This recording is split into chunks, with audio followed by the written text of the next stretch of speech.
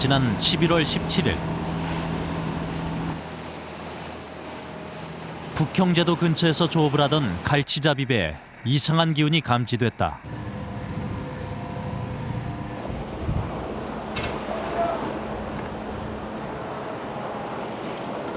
수심 100m에 들이운 그물, 그 안엔 묵직한 뭔가가 걸려 있었다. 선원들은 긴장하기 시작했다. 내가 배로한 30년을 타서 그만 처음 봤어요. 그 괴물인 줄 알았어. 세상에 컸어. 바닷속에서 꿈틀거리며 올라온 생명체.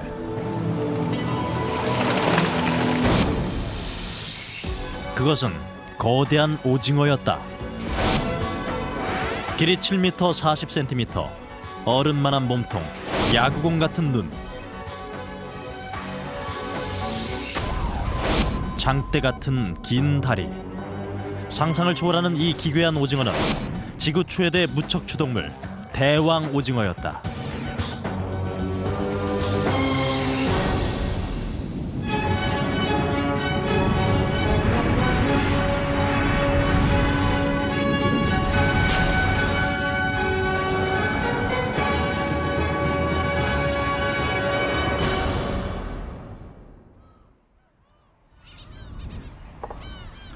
심해의 거대 생물은 오랫동안 인간에게 경외의 대상이 되어왔다.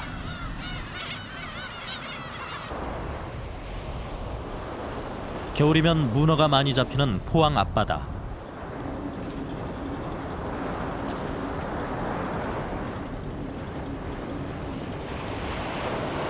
수중 계곡이 발달하고 한류와 난류가 교차해 어종이 풍부하다.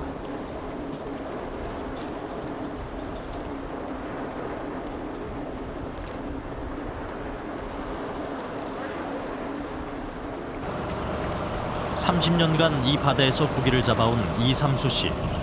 그의 배 옆으로 정체를 알 수 없는 거대한 생물이 떠올랐다. 이상한 물체니까 빨리 와가지고 오시라고. 우리까지 지금 빨리 오셔서 한번 봐봐라고. 이상한 게 있다고. 그것은 아직 살아 꿈틀거리고 있었다. 그 당시에는 우리가 지금까지 이 바다 생활을 하다가 우리 처음 보니까 이거 괴물다 이거 깜짝 놀랐지. 괴물 같은 이 거대한 생명체는 엄청나게 큰 오징어였다.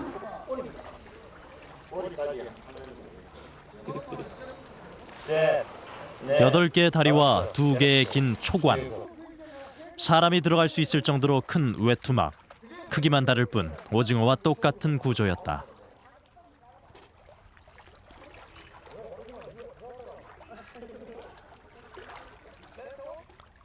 다리를 펼치자 전체 길이가 8m에 이르렀다.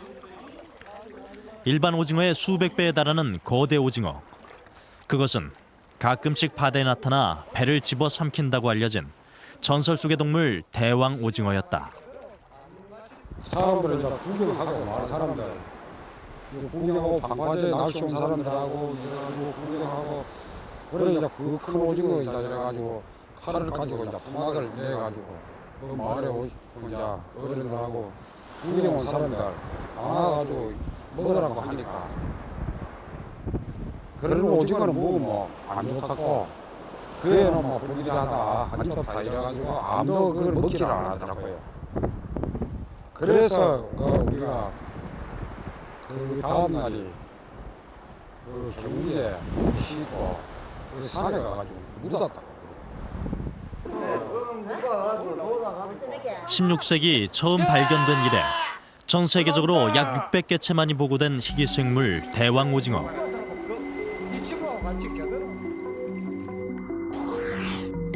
그러나 당시 포항에선 불과 일주일 전 또 한 마리의 대왕 오징어가 발견됐었다.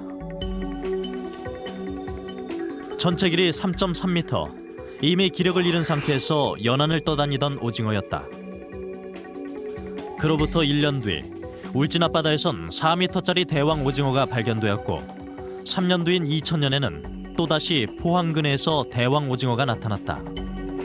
이들은 모두 겨울에 죽기 직전의 상태로 연안을 떠다니다 발견됐다.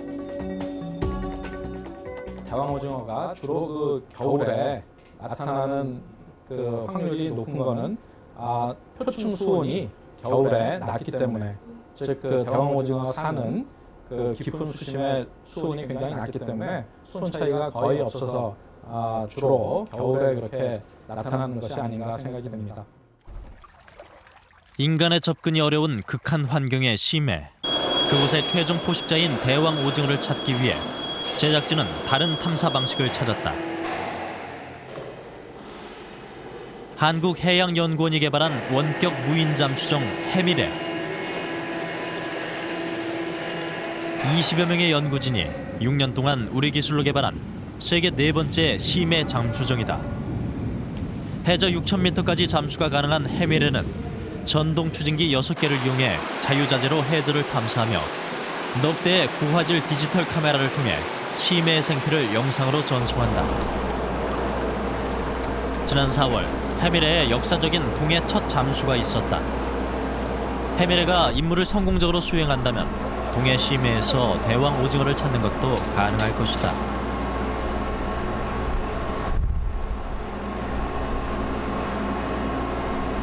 해미래에 부착된 유압식 로봇 팔은 해저에서 시류를 채취하고 각종 조사를 수행하는 역할을 하게 된다. 해저 2,000m를 탐사하는 일은 우주를 가는 것과 맞먹는 기술력을 필요로 하는 일이다. 바닷속 높은 압력을 견디기 위해 부품과 케이블 등은 모두 기름으로 채운다.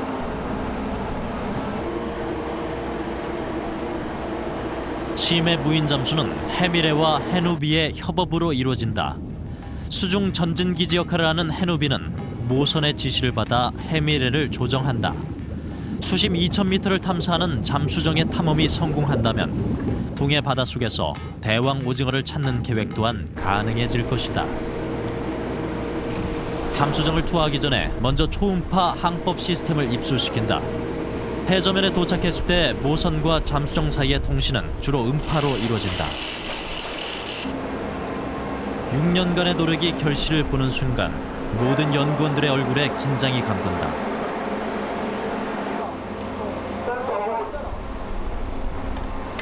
먼저 해저면에 착지해 심해 생태계의 정보와 시류를 채취할 해미래가 입수됐다.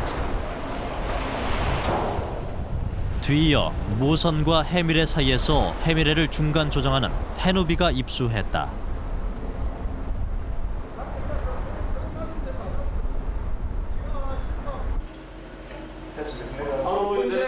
아로부의 대수 6.2m, 헤딩 225도.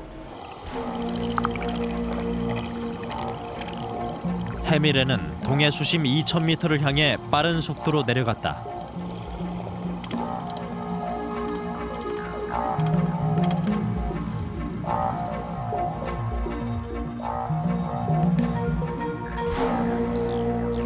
그러나 수심 200m 지점에서 예기치 못한 사고가 생겼다.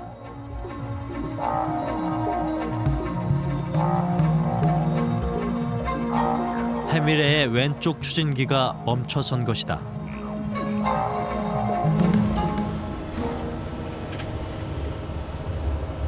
부과장님, 철수하는 게 정답이네. 지금 추진기 하나 갖고 내려가는 게 그 안에 내려가서 오일이 생겨가지고 제어가 제대로 잘 안 되거든요.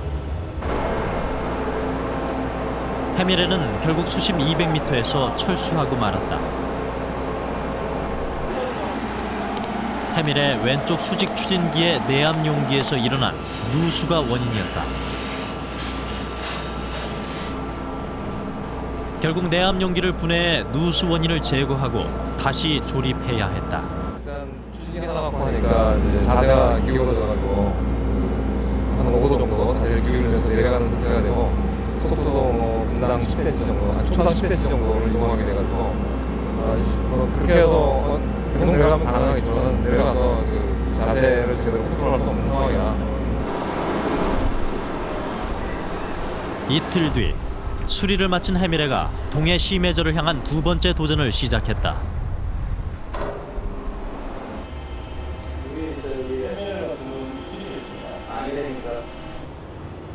이번엔 모든 게 순조로웠다. 해밀에는 단숨에 수심 990m까지 내려갔다.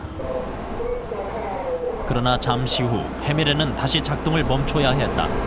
해노비의 압력 보상기가 기름이 유출됐다는 신호를 보내왔기 때문이다. 기름에 유유가 있을 경우 이게 필요 이상으로 많이 수출을 하게 됩니다. 그래서 아까 저희가 10m 정도 내려갔을 때 수출할 수 있는 한계 범위 근처에 다다랐기 때문에 저희들이 부득이하게 철수하게 됐습니다.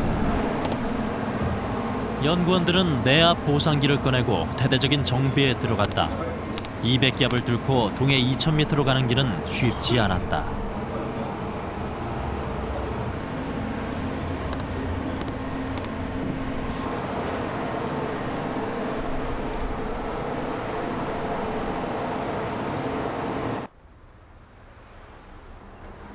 대왕 오징어의 살아있는 모습을 관찰하는 것은 과연 불가능한 일일까? 도쿄대학에 수중에서 대왕 오징어의 움직임을 촬영하는 데 성공한 사람이 있다. 구보테라 스네미 교수. 그는 96년부터 대왕 오징어를 연구해온 생물학자다. 그는 일본과 우리나라 동해 연안에 출현하는 대왕 오징어에 주목하고 있다. 街灯膜だとこれでおそらく 1.7 メーターあるいは2メーターないとは思いますけど、でも結構大きめの大王ですね。ちゃんとこう食腕が最後まで残ってますから、この食腕の先端からこうヒレのこう先端までこう全部測ると8メートルです。はい。大王で間違いないです。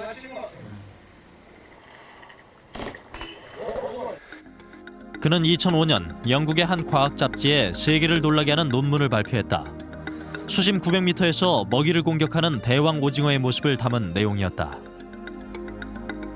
구보테라 교수는 2002년부터 2년 동안 일본 오가사라와제도 치치지마 섬 앞바다에 오징어와 크릴새우를 매달아 놓고 대왕 오징어가 나타나기를 기다렸다.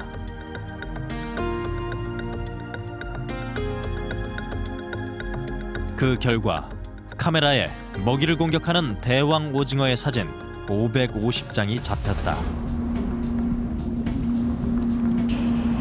사건은 2004년 9월 30일 오후에 일어났다. 23번의 시도 끝에 마침내 대왕 오징어 한 마리가 미끼에 접근했다. 긴 초관으로 미끼를 휘감은 대왕 오징어는 초관의 빨판이 바늘에 걸리면서 덫에 걸려든다. 이때부터 바늘로부터 벗어나려는 대왕 오징어의 사투가 시작됐다.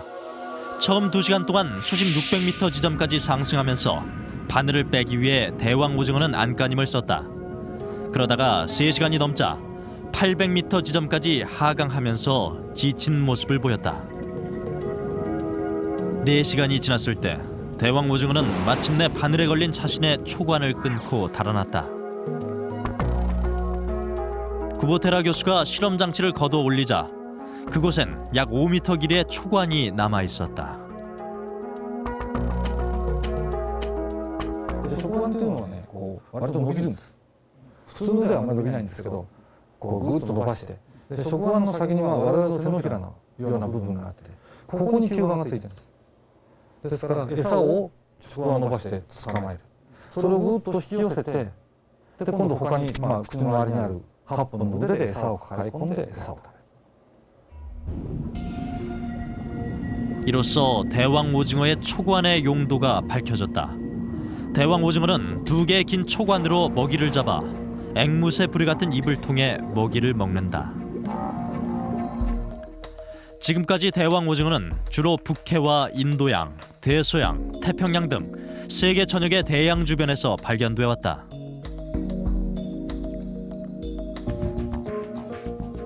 이 지역은 향유 고래의 서식 지역과도 밀접한 관련이 있다.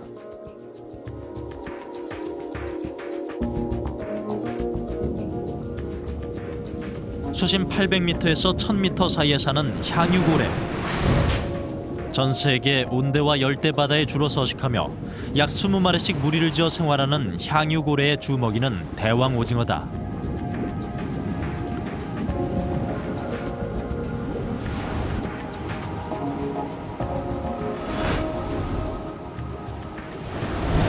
향유고래의 공격을 받은 대왕 오징어는 초관으로 저항을 한다. 그래서 머리와 입 주변에 대왕 오징어의 빨판 자국이 선명한 향유고래가 자주 발견되곤 한다.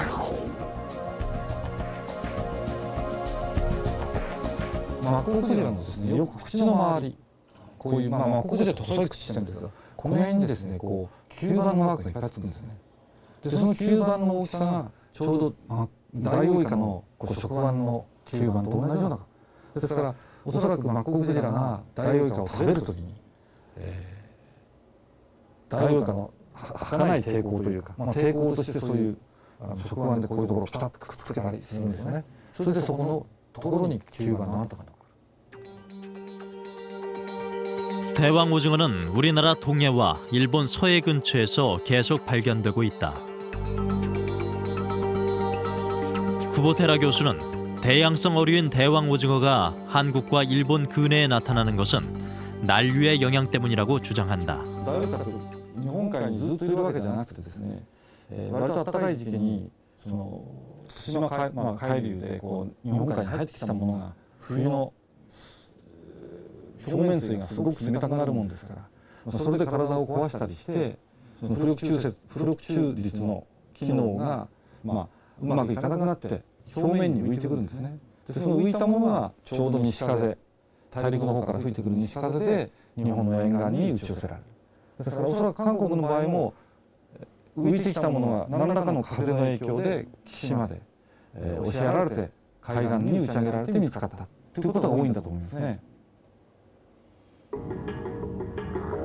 난류를 따라 이동해온 대왕 오징어가 겨울에 바다의 표층수가 갑자기 차가워지자 부력을 조절하지 못해 떠다니다 연안으로 밀려왔다는 것이다. 제작진은 국립해양조사원과 함께 동해의 해류 흐름을 분석했다. 대한 해협을 따라 동해로 온 난류는 계절에 따라 일정하지 않은 패턴으로 흘러간다. 그런데 주목할 만한 사실이 있다. 포항 앞바다 영일만을 기점으로 난류의 흐름이 꺾이는 것이다. 동안 난류는 포항 영일만까지 흐르다가 크게 두 가지 방향으로 진행하게 됩니다. 북한 난류와 기후 영향으로 동쪽으로 방향을 바꾸거나 북쪽으로 더 나아가게 됩니다. 어쨌든 동안 난류는 포항까지 영향을 미칩니다. 해류의 변화는 해저 지형과 관련이 있다. 우리는 포항 앞바다의 해저 지형을 분석했다. 그곳에서 해류의 흐름과 관련된 결정적인 해저 지형을 발견했다. 왕돌초였다. 왕돌초는 그 포항 위쪽에서 그 주변항까지 길게 이어져 있는 현상을 나타내고 있고요.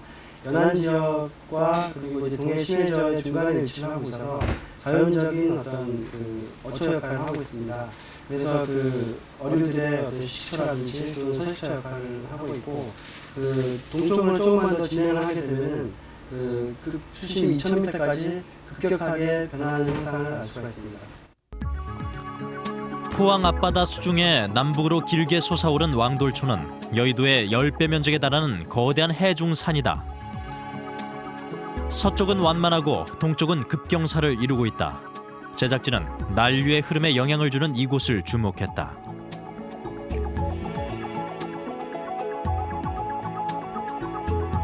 해안 절벽을 따라 가파른 경사가 펼쳐진 왕돌초 동쪽 지역은 수심 1,500m까지 급강하한다. 거대한 심해 생물이 살 수도 있을 만큼 깊은 수심을 간직하고 있다. 난류와 한류가 교차해 먹잇감이 많고 깊은 수심이 있다면 왕돌초 인근은 대왕 오징어가 살기 좋은 곳일 것이다.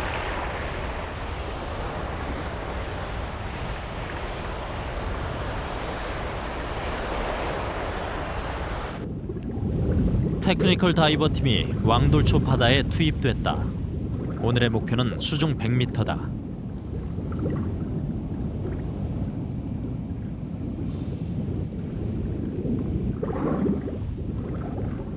왕돌초 등대 주변엔 감태를 비롯한 해조류가 무성한 숲을 이루고 있다.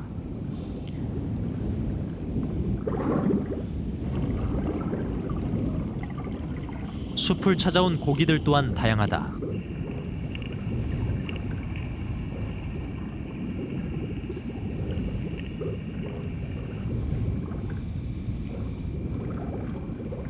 북서쪽은 북한 한류, 남동쪽은 동한 난류의 영향을 받아 한류와 난류 어종이 모두 존재한다.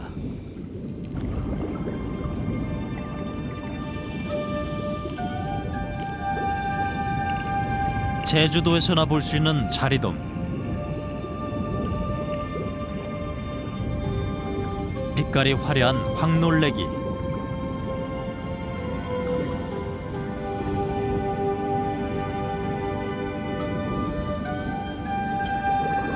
온대와 열대 지역에 사는 범돔까지 왕돌초는 동해 어족자원의 보고다.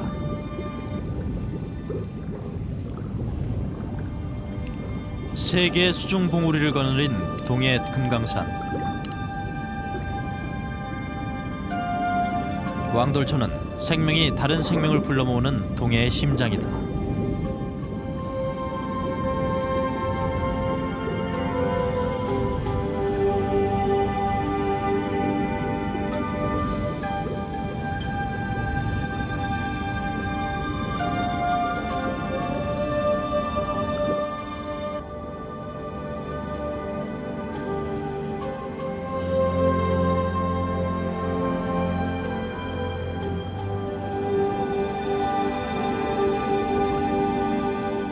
수중 탐사팀은 무성한 수중림을 지나 왕돌초의 바닷속 깊이 잠수해 들어갔다.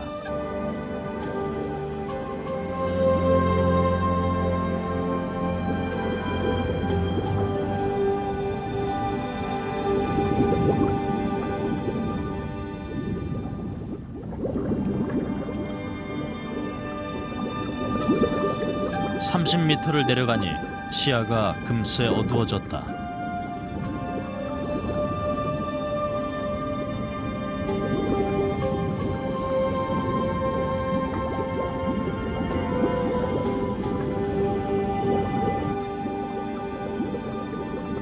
왕돌초의 심해저엔 모래와 조개 껍데기, 유기물 등이 뒤덮여 거대한 퇴적층이 펼쳐져 있다.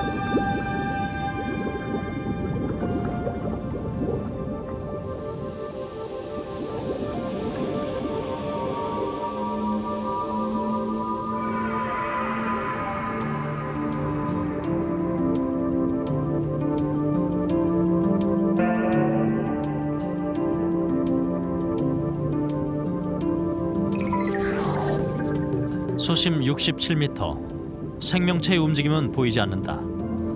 말미잘만이 바다 위쪽에서 떨어지는 유기물을 받아먹으려 입을 벌리고 있다.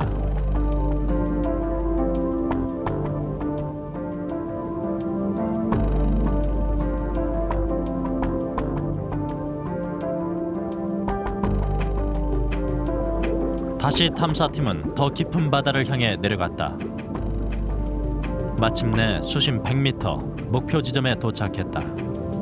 불가사리만이 퇴적물이 가득 쌓인 바닥을 덮고 있다. バンドルという地域は段階性の魚が結構取れるということで、おそらく対馬暖流がぐるっと回り込んで、暖かい水がですね、その韓国の沿岸まで行っているような海域だと思うんですね。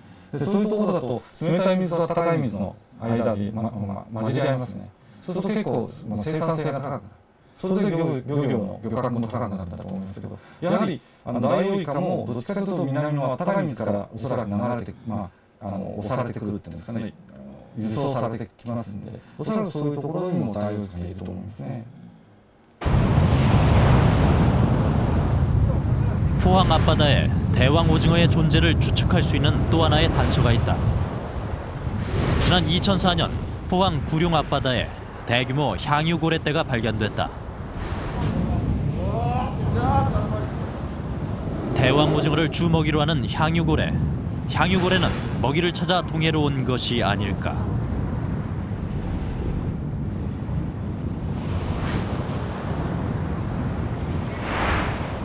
예, 우리나라에서도 크기가 뭐 그렇게 크진 않지만 대왕 오징어들이 몇 번 발견된 적이 있습니다. 우리나라 동해에도 대왕 오징어들이 살고 있다는 얘기가 되겠죠. 그리고 향유고래가 좋아하는 먹이가 대왕 오징어이기 때문에 우리 동해에 향유고래가 발견됐다는 것은 그들이 좋아하는 대왕 오징어 먹이가 충분히 있다는 그런 증거가 되겠습니다. 김웅서 박사는 구보테라 박사와는 전혀 다른 가설을 주장한다. 동해 심해에 사는 대왕 오징어가 난류를 만나 부력 조질에 실패해 연안으로 떠밀려 온다는 것이다. 동해는 500m만 내려가면은 수온이 1도씨보다 더 낮습니다. 그래서 대왕 오징어가 사는 그 정도 수심이 되면은 한 0.6도에서 0.7도씨 정도가 됩니다. 그러니까 대왕 오징어가 그 냉장고 안에 들어가 있는 셈이죠. 쿠보테라 교수의 실험에서 대왕 오징어는 바늘에 걸린 상태에서도 수심 900m에서 600m로 가며 4시간을 버텼다. 난류에서 산다면 불가능했을 일이다.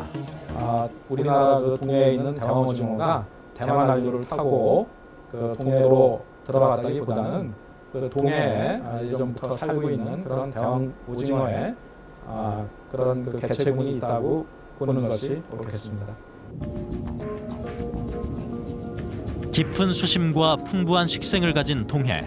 대왕 오징어는 과연 동해의 심해에 살고 있는 것일까?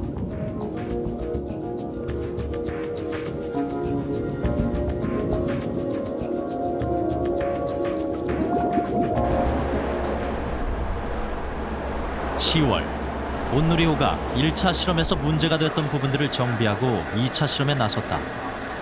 1차 실험 지역이었던 울릉분지에 다시 잠수정을 들이운다. 이번에 ROV가 바닥에 한 2,000m 내려가서 시험 테스트를 하는데 굉장히 이렇게 뭡니까 처음 하는 거기 때문에 잘 모르겠지만은 해문이 따른다면 아까 말씀하신 대로 심해 생물을 볼 수 있는 기회가 있지 않을까 싶습니다. 10월 겨울이 오는 길목이라 연구원들은 더욱 기대에 부풀었다. 지금까지 동해에 나타난 대왕 오징어는 모두 겨울에만 그 모습을 드러냈기 때문이다.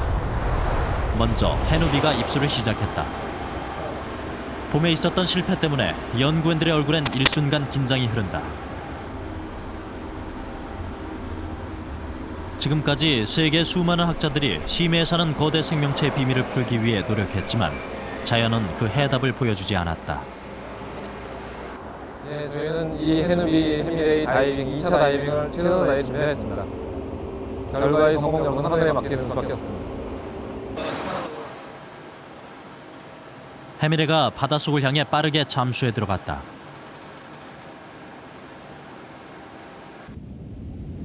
해밀레의 카메라에 스노우머린, 바다 눈이 들어온다. 울릉분지 심해 생물들의 먹이가 풍부하다는 증거다.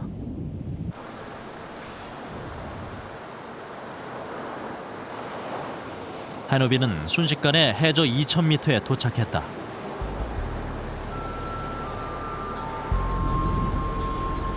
바다눈 사이로 개의 모습이 보인다.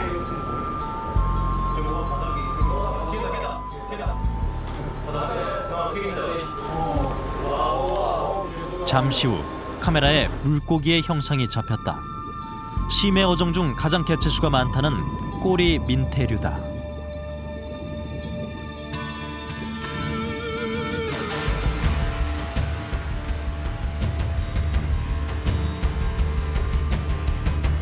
울릉분지의 바닥은 태고적부터 쌓인 뻘을 일으켜 최초의 해저 탐사선 해밀레의 도착을 환영했다. 바다가 생긴 이래 단 한 번도 인간의 손길이 닿지 않았던 동해 심해저.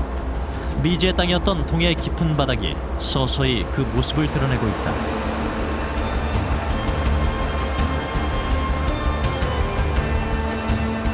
해누비는 해저 2,000m 바닥에 착륙하지 않은 채 고도를 올려 귀환했다.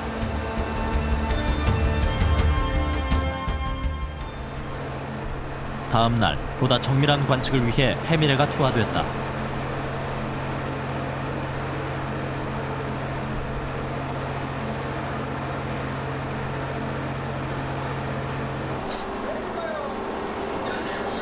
최초로 공개되기 시작한 동해 심해저 세계. 무인 잠수정 해밀레는 오늘 이곳에서 대왕 오징어를 찾아낼 수 있을까? 1차 실험 때 문제가 됐던 추진기는 문제없이 작동하고 있었다. 온누리호와 해누비, 해밀레 사이의 조종 시스템도 안정을 찾았다. 이제 조류의 흐름을 적절히 타면서 잠수정을 해저에 안착시키는 것이 관건이다.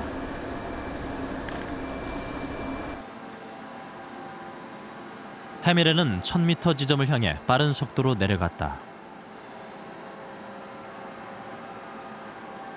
오늘은 계속 하고 이거를 내려갔다가 마침내 1000m 목표의 중간 지점에 도착했다.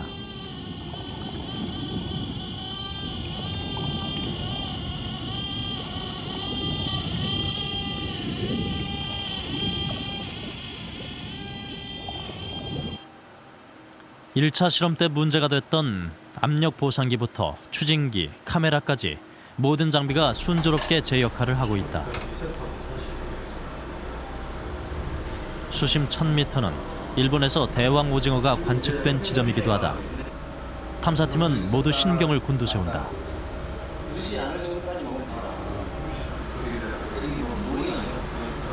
바닥이 보이기 시작하네요. 그런데 마침내 해밀레가 2049m 울릉분지의 바닥으로 내려선다. 울릉분지의 심해저에서 가장 먼저 관측된 것은 대게였다.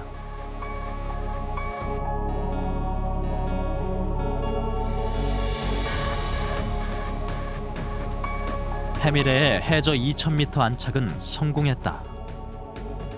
사전 정보에 의하면 바닥이 뻘이었다고 하는 것이 확인이 됐습니다. 그래서 혹시 아무것도 없으면 어떡하나 하는 걱정을 했는데 다행히 그 개 몇 마리도 기어가고 있는 모습을 담을 수 있었고요. 제가 이걸 뜯을 거예요. 해밀레는 로봇팔을 이용해 준비해간 태극기를 울릉분지의 심해저 바닥에 꽂았다.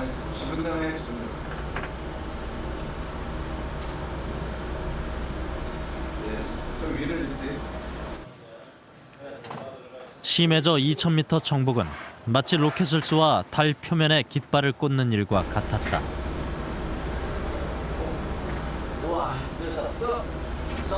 그것은 최첨단 과학을 이용해 미지의 세계에 새로운 가능성을 여는 도전이다. 우리나라 동해를 우리가 만든 수중 로봇을 이용해서 직접 눈으로 확인하고 거기에다가 우리의 태극기를 올려놓는 것은 정말 가슴 벅찬 순간이었습니다.